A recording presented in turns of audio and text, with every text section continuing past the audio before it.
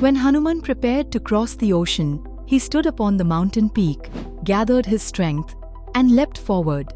Valmiki paints it with grandeur. The mountains shook, trees tumbled, and the force of his leap scattered flowers across the waves.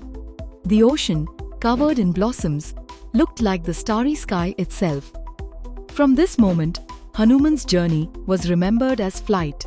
But in the earliest verses, Valmiki describes something else. Hanuman swam. His strokes resembled what we call today the butterfly stroke. Arms flung wide, striking the water, legs kicking in rhythm, head dipping beneath the surface, and then rising again to breathe. His movements were compared to two five-hooded serpents lashing out of the sea.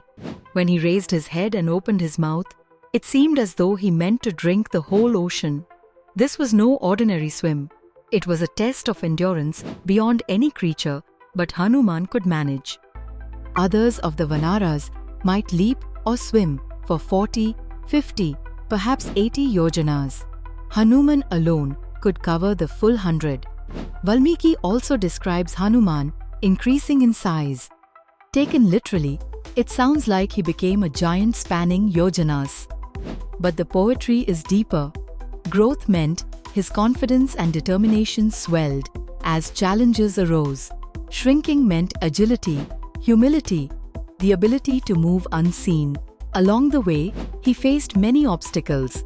From the depths rose Surasa, serpent mother of the Nagas, with a boon that Hanuman must pass through her mouth. She appeared like a whirlpool, pulling him in. Hanuman grew vast as the sky, and Surasa grew vaster still, her mouth stretching wide.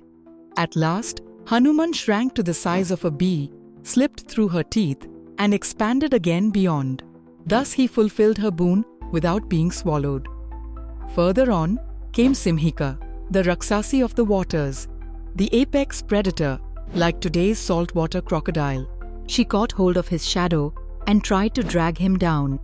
Hanuman fought fiercely and destroyed her before resuming his journey. Through waves and storms, clouds and sky, Hanuman pressed on.